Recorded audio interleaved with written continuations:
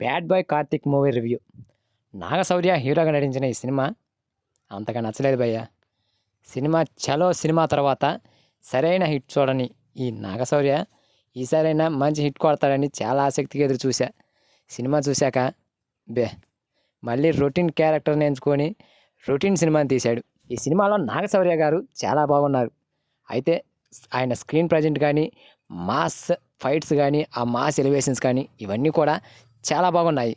కానీ కథా కథనాలను చాలా రొటీన్గా తీశారు. నితిన్ గారి మాచర్ల నియోజకవర్గం సినిమా తర్వాత అలాంటి రొటీన్ రొట్టకొట్టుడు సినిమా ఇదే కనిపించింది మళ్ళీ నాకు. సినిమా స్టోరీ ఏం లేదు.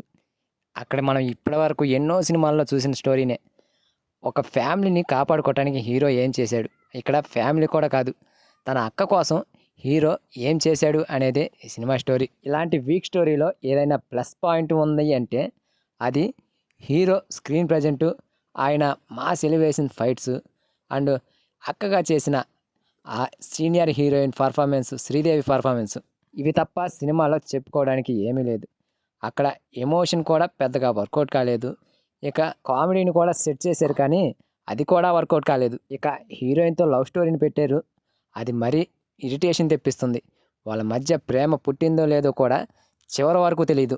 అలాంటి లవ్ స్టోరీని పెట్టారు. ఇలాంటి కాన్సెప్ట్ మీద కథా కథనాలతో మనం తెలుగులో ఎన్నో సినిమాలను చూసాం. సో మళ్ళీ అలాంటి రొటీన్ సినిమా చూడాలి అంటే కొంచెం కష్టమే. మొత్తానికైతే హీరో నాగశౌర్య మరోసారి డిసప్పాయింట్ చేశాడనే చెప్పాలి. ఇక సినిమాలో నిర్మాణ విలువలు అయితే చాలా బాగున్నాయి. స్క్రీన్ పై కనిపిస్తున్న ప్రతిదీ కూడా చాలా రిచ్గా అనిపించాయి. ఇక హరి జయరాజ్ లాంటి విధ్వంస సంగీత దర్శకుడు ఈ సినిమాతో డిసప్పాయింట్ చేసేశాడు. అక్కడ సాంగ్స్ పెద్దగా ఇంపాక్ట్ చేయలేదు. ఇక బీజిఎం కూడా ఆ మాస్ ఫైట్స్ దగ్గర చాలా ఇరిటేషన్ తెప్పించింది. ఇక సినిమాటోగ్రఫీ బాగుంది, ఎడిటింగ్పై ఇంకాస్త దృష్టి పెట్టాల్సింది. చాలా లెంగ్తీగా ఎడిట్ చేసినట్టు అనిపించింది. సో ఫైనల్లీ ఈ బ్యాడ్ బాయ్ కార్తిక్ సినిమాకి నేను ఇచ్చే rating 2/5. So this is the review. ఈ రివ్యూ కనుక మీకు నచ్చినట్లయితే ప్లీజ్ గైస్ లైక్ చేయండి, షేర్ చేయండి అండ్ సబ్స్క్రైబ్ చేసుకోండి ఫ్రెండ్స్ ప్లీజ్.